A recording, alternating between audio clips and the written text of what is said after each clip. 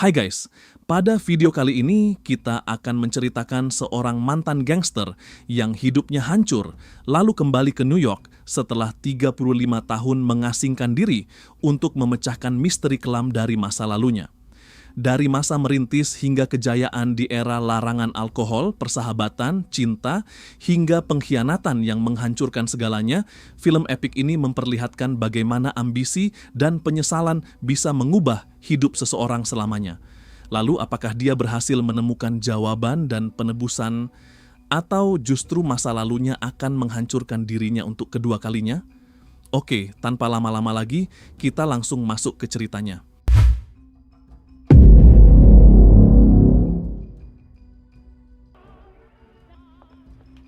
Film dibuka di sebuah kamar hotel.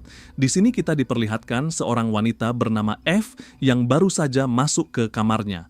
Namun F langsung dikagetkan oleh 3 pria misterius yang tiba-tiba sudah berada di dalam sana.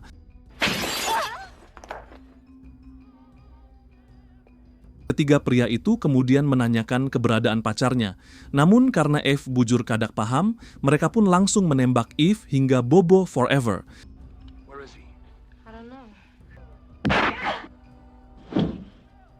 Setelah dari kamar hotel, mereka kemudian menyandera seorang pria bongsor bernama Mo. Nah, lagi-lagi guys, 3 pria ini menyiksa Mo hingga babak tapi sedikit belur. Karena nggak kuat dihajar dan diancam akan dipedei, akhirnya Mo mengatakan keberadaan pacar Eve. Kemudian kita diperlihatkan sebuah teater Cina, tempat pria yang mereka cari sedang bersembunyi. Pria ini bernama Noodles, tampan, kayak Mimin guys. Kita melihat Noodles mengonsumsi opium untuk melarikan diri dari rasa bersalah dan penyesalan mendalam karena menganggap dirinya bertanggung jawab atas kematian teman-temannya dalam sebuah penggerebekan polisi. Nah, buat kalian yang belum tahu opium, efek sampingnya adalah perasaan bahagia yang luar biasa dan rasa puas diri yang mendalam karena lonjakan dopamin di otak.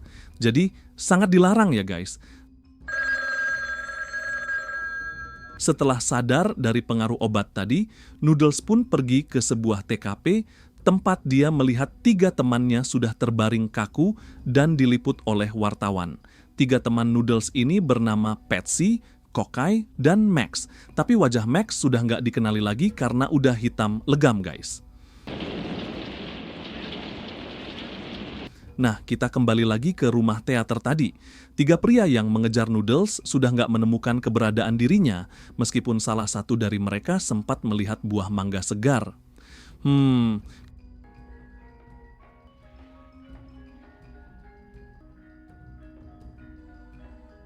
Kemudian kita kembali ke Noodles, di mana dia menuju tempat Mo yang kena siksa tadi. Namun Noodles bukan orang yang culun. Dia masuk berdasarkan insting yang sudah teruji, karena dia merasa pasti masih ada orang yang mengejarnya dan sedang menunggu di sana. Dan benar aja, salah satu pria misterius tadi memang sudah nunggu di tempatnya Mo. Noodles pun langsung menembak pria tersebut hingga tidur selamanya.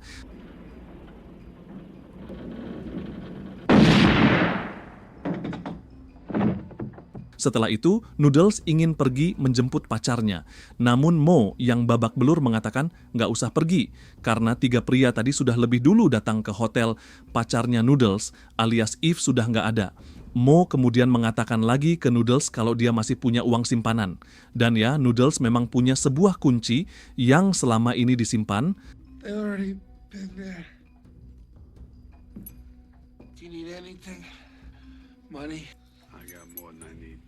Lalu saat sampai di loker tempat penyimpanan uang, Noodles membuka koper tersebut menggunakan kunci yang ia ambil dari Mo.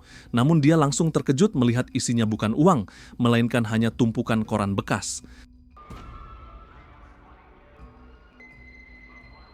Kemudian kita ke masa sekarang Noodles, tepatnya 35 tahun kemudian, di mana Noodles kembali ke restoran milik Mo dengan suasana yang berubah drastis. Bahkan rambut mereka pun sudah berubah menjadi putih, begitu juga dengan Mo sendiri guys. Karena penasaran, Mo pun bertanya ke Noodles, kapan dia kembali ke sini dan kenapa? Noodles pun menjawab kalau dia kembali karena mereka, alias orang-orang yang dulu memburunya, sekarang sudah mengetahui keberadaannya.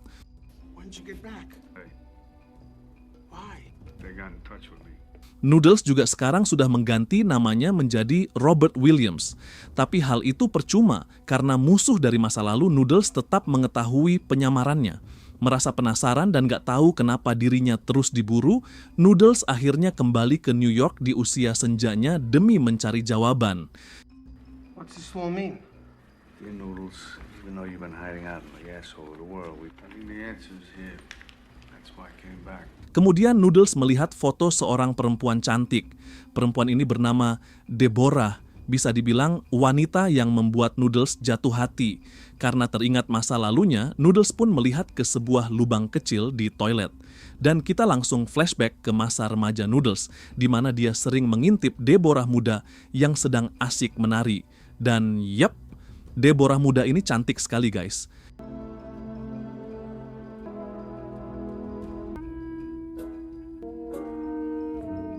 Gak lama kemudian, muncul Mo muda yang ternyata Deborah adalah adiknya. Mo meminta Deborah untuk membantu dirinya dan ayahnya melayani pelanggan di restoran mereka. Tapi Deborah gak mau, karena dia sedang latihan menari. Deborah, Papa said you should help. I've got my elocution lesson. Setelah selesai latihan menari, Deborah pun pergi. Sementara Noodles yang dari tadi ngintip langsung panik dan mencoba mengikuti Deborah. Namun saat bertemu, Deborah malah mengatakan kalau Noodles itu seekor kecoa, alias bahasa daerahnya lipas. Noodles yang mendengar itu tentu nggak terima, apalagi Deborah malah sempat memperlihatkan buritnya alias pantat ke arah Noodles. Who you calling a cockroach? Filthy, you make me sick. Then how come you showed me your tush? To a roach? Karena merasa ditolak, Noodles pun bersumpah suatu hari nanti akan mendapatkan Deborah. Gak lama kemudian, teman masa kecil Noodles datang. Mereka adalah Patsy, Cockeye, dan yang paling kecil, Dominic. Kemudian Noodles bertanya ke teman-temannya, sebenarnya apa maunya Bugsy? Patsy dan Cockeye pun menjawab kalau seorang penjual koran nggak mau bayar uang keamanan ke Bugsy, dan karena itu Bugsy ingin mereka memberi pelajaran kepada penjual tersebut. Oh iya guys, Bugsy ini adalah bos mafia mereka. Setelah itu, mereka pun langsung beraksi dengan membakar sebuah rombong penjual koran. Kalau kita lihat, masih kecil aja mereka udah bandelnya parah banget guys.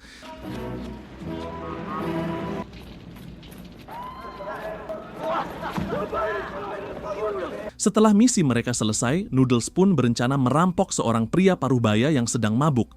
Namun awalnya mereka sempat ciut karena di seberang jalan ada seorang polisi yang kebetulan lewat. Tapi Noodles nggak kehabisan ide karena dia melihat sebuah delman yang hendak melintas. Look, the wagon will hide us from Fartface. Get ready. Sayangnya, semua rencana Noodles jadi sia-sia karena seseorang bernama Max lebih dulu mengambil target incarannya. Hal itu tentu membuat Noodles kesal. Bahkan gak lama kemudian, Noodles dan ketiga temannya juga dihampiri seorang polisi yang kita panggil aja Pak Sugeng. What the hell are you kids doing here? Huh? Spare a dime before poor little Michigan that just get out of the air. Karena nggak dapat apa-apa, Noodles dan teman-temannya pun kembali ke restoran milik keluarga Mo. Dan karena Mo juga teman mereka, restoran itu akhirnya dijadikan base camp oleh geng kecil ini. Karena bingung mau ngapain, Noodles pun pergi ke toilet sambil buang air kecil dan membaca sesuatu. Nggak lama kemudian, dia mendengar suara seorang gadis seumuran dirinya bernama Peggy. Ibu Peggy meminta anaknya untuk membersihkan kamar mandi. Nah, di sini Noodles sengaja membuka kunci pintu toilet agar Peggy bisa masuk.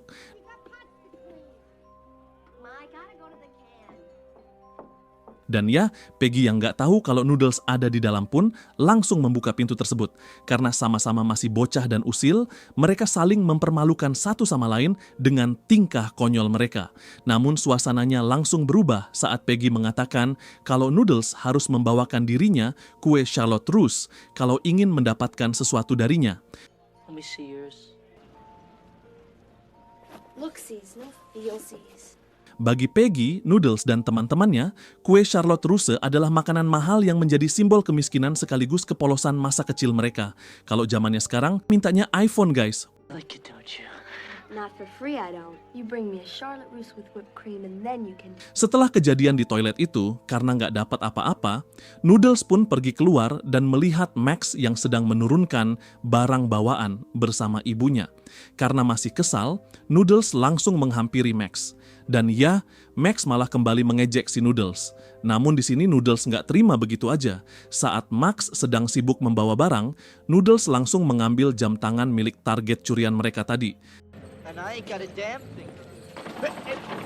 Tapi nggak lama kemudian, Pak Sugeng, polisi yang sebelumnya sempat muncul, tiba-tiba datang dan malah mengambil jam tangan tersebut dari tangan Noodles. Karena awalnya Noodles dan Max saling musuhan, mereka akhirnya terpaksa bekerja sama untuk mengelabui Pak Sugeng. Namun semua usaha mereka tetap sia-sia guys, karena Pak Sugeng malah berhasil membawa kabur jam tangan curian itu. Then you don't need it no more. It's been requisitioned.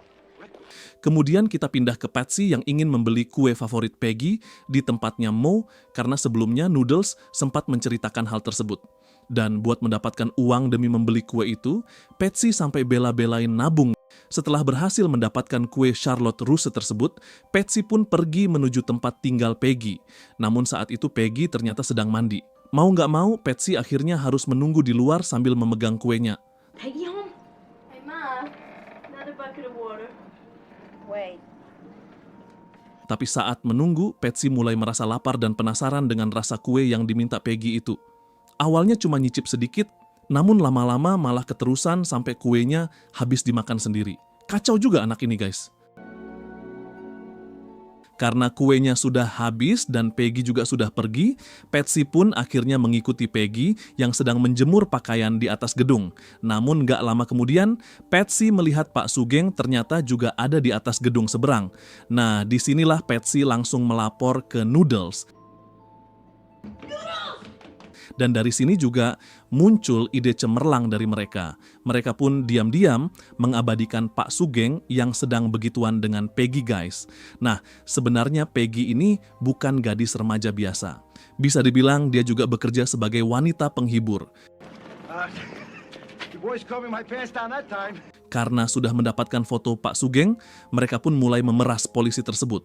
Pertama, mereka meminta jam tangan yang sebelumnya diambil Pak Sugeng dikembalikan. Kedua, mereka meminta Pak Sugeng membayari Peggy untuk mereka secara gantian. You're paying Peggy for us. I can't believe it. My first time in a lousy cop's paying for it. Will you slow down? What is your hurry? Take it easy. Dan cerdiknya lagi, Max dan Noodles meminta ke Pak Sugeng kalau mulai sekarang mereka harus dilindungi, alias jadi bekingan baru mereka. Sementara itu, mereka mulai meninggalkan Bugsy yang selama ini menjadi pelindung mereka. Luar biasa juga anak-anak ini guys. We made our deal. Setelah kejadian yang menyenangkan di atas gedung tadi, Noodles pun kembali teringat dengan Deborah. Dia kemudian berinisiatif mengikuti Deborah yang sedang pergi belajar menari, meskipun saat itu sebenarnya adalah waktu ibadah. Merasa nggak ada siapa-siapa, Noodles pun nekat mengintip Deborah yang sedang latihan menari. Namun semua itu sia-sia karena Deborah ternyata lebih dulu sadar kalau dirinya sedang diintip oleh Noodles. Karena ketangkap basah, Noodles pun nggak bisa mengelak lagi. Get down off of there, Roach. Every time I put it on, you have to go to the bathroom. Setelah itu, Deborah malah mengajak Noodles minum bersama. Dan karena mereka sebenarnya saling suka, suasana pun berubah jadi makin dekat hingga mereka mulai tempel-tempelan. Namun semua itu langsung berantakan karena Max tiba-tiba memanggil Noodles dari luar. Kampret juga si Max ini.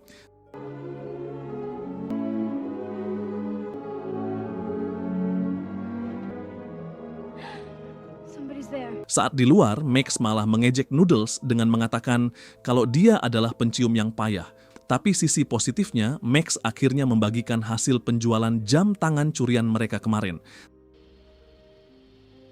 Tak lama kemudian, datanglah Bugsy bersama anak buahnya untuk mengepung Max dan Noodles. Dan pada akhirnya, Bugsy pun menghajar mereka habis-habisan. Bugsy juga mengambil kembali barang-barang yang sebelumnya mereka curi.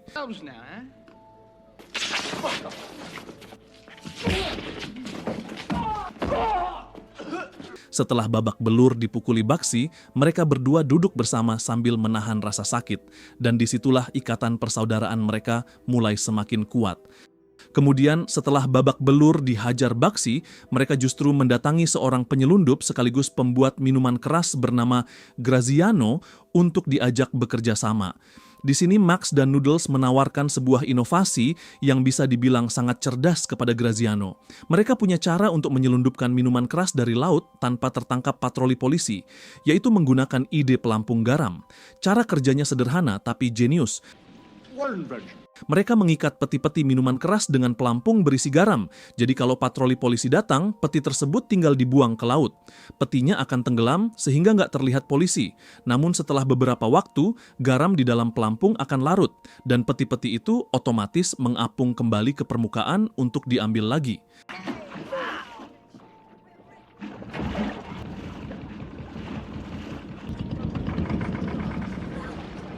Kerjasama ini pun sukses besar guys. Mereka mulai punya banyak uang dan gak lagi bergantung pada kejahatan jalanan kecil-kecilan. Karena bisnis mereka semakin besar, akhirnya dibuatlah sebuah aturan. Dari setiap keuntungan bersih yang mereka dapatkan, setengahnya dibagi rata untuk kebutuhan pribadi masing-masing anggota, sementara 50% sisanya wajib dimasukkan ke dalam koper khusus sebagai tabungan masa depan geng mereka. They belong to all of us together and to none of us alone. And we solemnly swear to put in 50% of... Agreed? Agreed. Kemudian kunci loker tempat penyimpanan uang itu diserahkan kepada Mo, karena dia adalah orang yang paling dipercaya oleh seluruh anggota geng. Selain itu, Mo juga nggak terlibat langsung dalam aksi kriminal di lapangan, jadi posisinya dianggap paling aman. This goes to Fat Mo.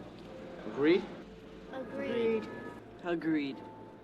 Saat geng Noodles sedang berjalan santai sambil merayakan kesuksesan mereka dengan setelan jas baru yang rapi, tiba-tiba Baxi muncul dan langsung menyergap mereka. Namun kali ini Baxi datang membawa senjata api.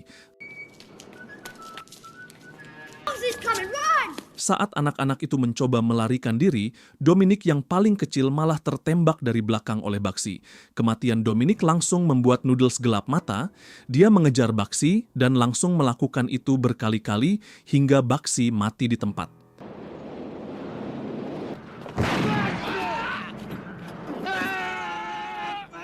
Parahnya lagi, Noodles juga tanpa sengaja melukai seorang petugas polisi. Kejadian inilah yang akhirnya membuat Noodles dipenjara selama bertahun-tahun, sementara Max dan anggota lainnya tetap berada di luar dan mulai membangun kerajaan bisnis ilegal mereka sendiri.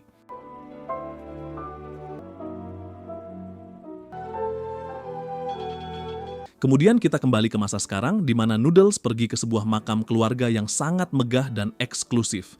Di sana tertulis nama ketiga sahabatnya yang tewas dalam baku tembak puluhan tahun lalu, yaitu Patsy, Cockeye, dan Max. Lalu kita kembali lagi ke masa lalu, tepatnya setelah Noodles bebas dari penjara dan dijemput oleh Max yang sekarang sudah menjadi pria dewasa. Kini Max dan dua teman lainnya sudah sukses besar selama Noodles mendekam di dalam penjara. Kemudian Max meminta Noodles masuk ke dalam mobil dan di sana Noodles langsung diberikan sebuah hadiah yang disukai hampir semua laki-laki. Asli guys, gede banget kayak mangga matang tapi versi jumbo. Tragedy, huh? 26 years. And I'm ready for another. Malam harinya pun tiba di mana Max membawa Noodles ke sebuah bar rahasia yang katanya nggak pernah tutup. Nah, bar tersebut ternyata adalah transformasi dari toko kelontong kecil milik keluarga Mo yang dulu kumuh. Sekarang tempat itu sudah berubah total menjadi bar kelas atas yang sangat sukses berkat bisnis penyelundupan minuman keras selama masa Prohibition alias pelarangan alkohol. What do you think? Di sana, Noodles kembali bertemu dengan Patsy dan Cockeye yang sekarang tampil necis menggunakan setelan jas mahal. Ada juga Peggy yang sekarang sudah berubah bentuk menjadi bulat guys, termasuk Mo yang juga sudah bujang. Look who's here. Look how big you got. Me? Tak lama kemudian, Noodles sempat terdiam saat melihat Deborah yang kini sudah tumbuh menjadi wanita dewasa yang sangat cantik. Namun momen mereka nggak bertahan lama, karena Max sudah lebih dulu memanggil Noodles untuk bertemu dengan mafia lainnya. Dan dari sinilah kita melihat kalau bahkan setelah bebas dari penjara pun, Noodles tetap nggak punya waktu untuk kehidupan pribadinya sendiri. Welcome back, Noodles. Hey, Noodles. You can come spy on me if you like. if you've time. Noodle. Go on, Noodles.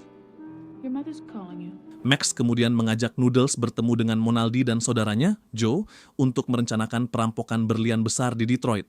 Frankie dan Joe memberikan tugas kepada geng Noodles untuk merampok seorang pedagang berlian. Bahkan Joe ikut langsung dalam misi tersebut untuk memastikan semuanya berjalan lancar. We just found out that they're gonna move these diamonds to Holland, so something came up right away.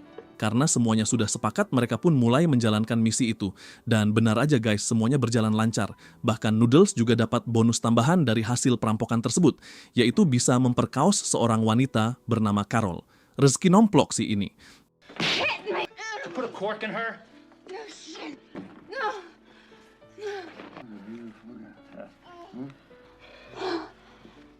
Setelah perampokan berhasil dan mereka berkumpul di sebuah dermaga kosong untuk menyerahkan berlian, Max dan anggota geng lainnya tiba-tiba membantai Joe beserta anak buahnya. Tanpa sepengetahuan Noodles, ternyata Max sudah membuat kesepakatan rahasia dengan Monaldi untuk menghabisi Joe setelah misi selesai, supaya mereka nggak perlu membagi hasil dan bisa langsung bekerja di bawah naungan sindikat Frankie yang jauh lebih besar. Noodles pun sangat terkejut dan marah melihat pengkhianatan tersebut. Menurutnya, geng mereka seharusnya tetap independen dan gak menjadi pesuruh mafia besar seperti Frankie Monaldi, karena hal itu hanya akan membawa kehancuran bagi mereka di masa depan. I thought you were the guy that said you didn't like bosses. They're gonna ask us to come in with them. There's a lot in it for us. Setelah beberapa hari, kita diperlihatkan seorang pria bernama James Conway yang sedang disiram bensin oleh anak buah mafia bernama Chicken Joe sambil dipaksa menandatangani sebuah surat. Masalahnya, James saat itu sedang memimpin aksi pemogokan buruh melawan para pemilik pabrik yang korup. Karena nggak bisa disuap, pihak lawan akhirnya menyewa preman untuk menghentikannya. You want to sign it or what? Namun nasib James masih cukup baik guys, karena tiba-tiba geng Noodles dan Max datang tepat waktu untuk menyelamatkannya dengan menyandera bos mafia tersebut.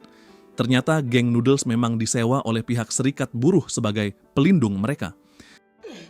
This is my last night.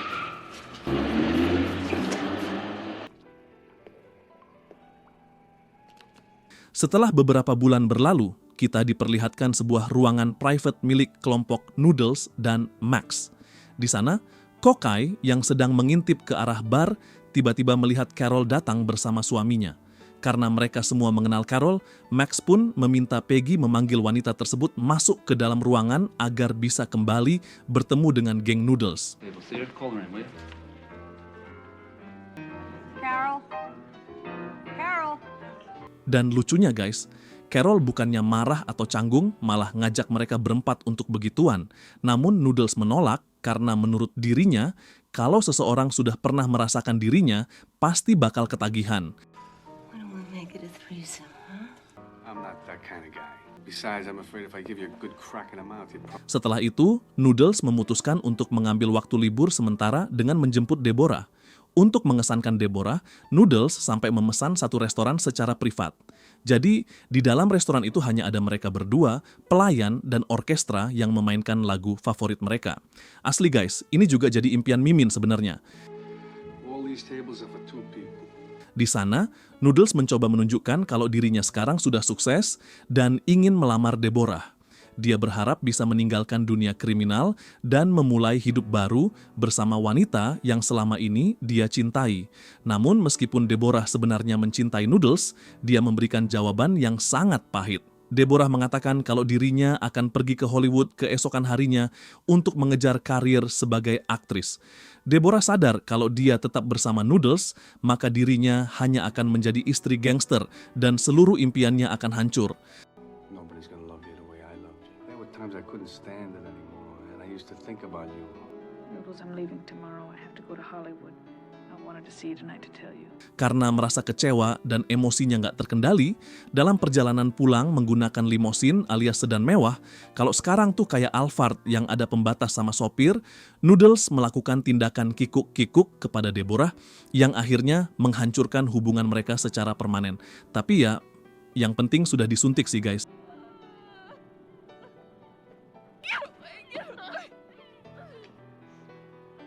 I'll be right Take her home. Merasa frustrasi karena cintanya ditolak, kikuk-kikuk bertindak, Noodles kemudian melampiaskan rasa galau dengan minum alkohol. Dan disinilah dia bertemu Eve sambil membayangkan kalau wanita tersebut adalah Deborah. You know what I want? I want to get laid. That's you're up to. Setelah sadar dari mabuknya, Noodles kembali menemui teman-temannya. Namun di sini Max menganggap obsesi Noodles terhadap Deborah adalah sebuah kelemahan. Max bahkan berkata, wanita datang dan pergi, tapi bisnis tetap berjalan. Bagi Max, ambisi dan kekuasaan adalah nomor satu. Sementara bagi Noodles, Deborah adalah segalanya. Max bahkan secara sadar mengusir Carol yang sekarang sudah menjadi simpanannya sendiri. Cock, I found you at the gym. So fucking doped up you didn't even recognize. Yourself. Mind your own business. Forgetting about one thing. The fuck about her. Max. Shut up! Just shut up! Get the fuck out! Get out! Setelah itu, Max membawa Noodles pergi berlibur ke sebuah pantai. Noodles ditemani oleh Eve, sementara Max ditemani Carol. Namun suasana liburan yang awalnya damai berubah menjadi kabar buruk saat Noodles membaca koran yang diberikan oleh Eve. Selama bertahun-tahun, geng mereka menjadi kaya raya berkat penyelundupan minuman keras ilegal. Namun ketika koran memberitakan bahwa alkohol akan kembali dilegalkan, Max langsung sadar kalau bisnis utama mereka akan hancur dan kekuasaan mereka perlahan akan hilang. Karena itulah Max mulai merencanakan sesuatu yang jauh lebih gila, yaitu merampok bank sentral. You're really crazy. Ever say that to me? Setelah beberapa hari dari liburan itu, Carol akhirnya bicara empat mata dengan Noodles karena dirinya merasa ketakutan. Carol bilang kepada Noodles kalau Max sudah gila. Dia tahu rencana merampok bank sentral itu adalah misi bunuh diri dan mustahil berhasil. Disinilah Carol memberikan ide kepada Noodles. Dia meminta Noodles melaporkan mereka ke polisi saat pengiriman minuman keras terakhir dilakukan. Menurut Carol, lebih baik Max masuk penjara beberapa tahun daripada mati konyol di depan bank. What chance is there that a crazy thing like this? Don't ask me. Ask Max. Awalnya Noodles ragu karena dia sangat memegang prinsip loyalitas. Namun Carol terus meyakinkan kalau itu adalah satu-satunya cara untuk menyelamatkan nyawa Max. Do it. Put him in jail. Put him in jail. Not long. Better off than being dead. Yeah, I got things to do. Get out. Dan pada akhirnya, Noodles menuruti saran tersebut. Dia menelepon polisi saat mereka melakukan pengiriman terakhir ke tempat persembunyian di dermaga, dengan harapan Max hanya akan ditangkap.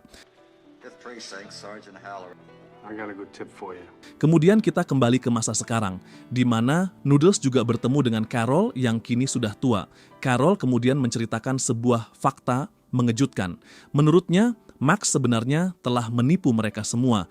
Dia sengaja menembaki polisi karena menurut Carol, Max nggak mau mati seperti ayahnya yang dulu hanya terbaring di rumah sakit jiwa. Max started shooting first just to get himself killed. Namun Noodles yang masih bingung tiba-tiba melihat sebuah foto yang di dalamnya juga ada wajah Deborah. Noodles pun bertanya mengenai Deborah dan Carol menjawab kalau Deborah akan tampil dalam sebuah pertunjukan teater. Who's this? Patron saint of the place. Some actress. Karena nggak mau melewatkan kesempatan itu, Noodles langsung menghadiri pertunjukan tersebut. Dan di sana dia melihat Deborah yang wajahnya masih terlihat hampir sama seperti ketika muda dulu. Setelah pertunjukan selesai, Noodles akhirnya menemui Deborah di ruang ganti.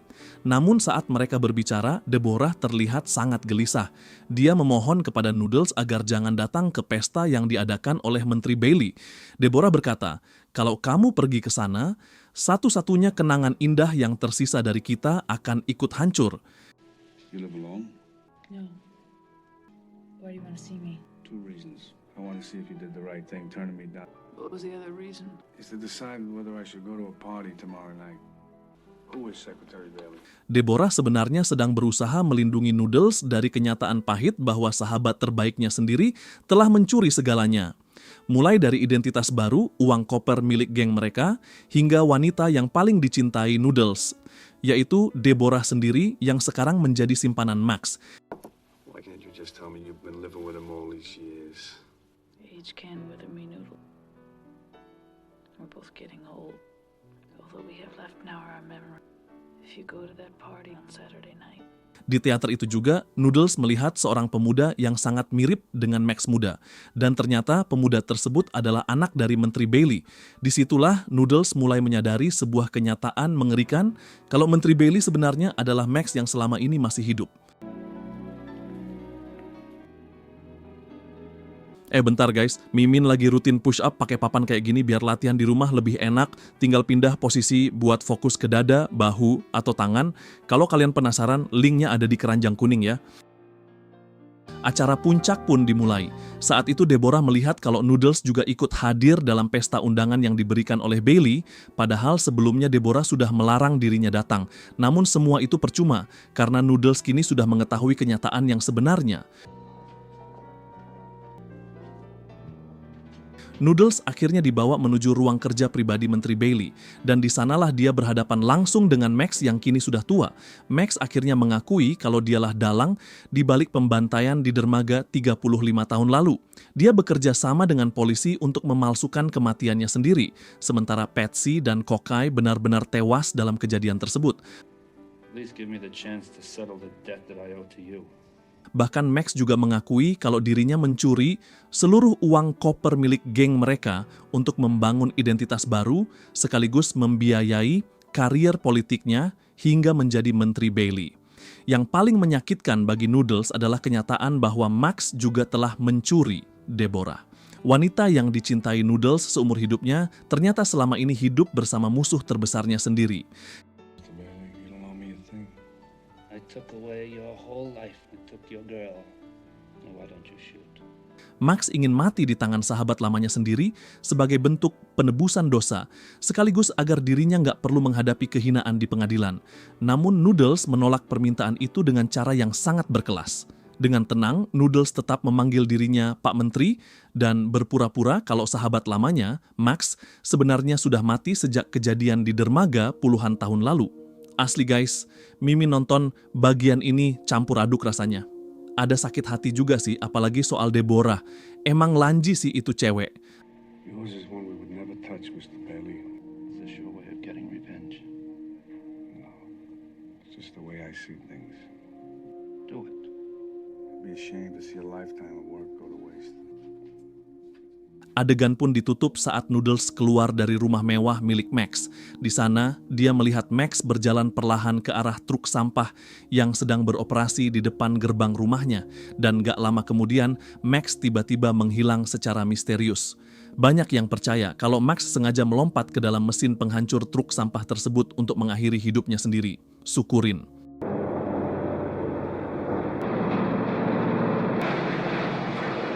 Dan yang paling tragis, saat semua misteri akhirnya terungkap, nggak ada satupun dari mereka yang benar-benar bahagia.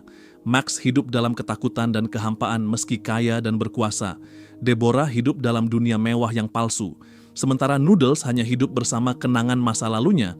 Film ini seolah ingin menunjukkan kalau waktu bisa mengubah segalanya, persahabatan bisa berubah jadi pengkhianatan, cinta bisa berubah jadi penyesalan, dan mimpi masa kecil bisa berakhir menjadi mimpi buruk. Dan mungkin karena itulah senyum terakhir Noodles di akhir film terasa begitu misterius. Apakah dia akhirnya menerima semua masa lalunya? Atau sebenarnya dia masih terjebak di dalam kenangan yang gak pernah benar-benar selesai? Karena pada akhirnya, uang, kekuasaan, dan ambisi memang bisa membuat seseorang terlihat hebat, tapi semua itu gak akan pernah bisa membeli waktu yang sudah hilang, persahabatan yang hancur, ataupun cinta yang terlanjur rusak. Kalau menurut kalian gimana guys? Apakah Max pantas mendapatkan akhir seperti itu? Dan apakah Deborah sebenarnya benar-benar mencintai Noodles?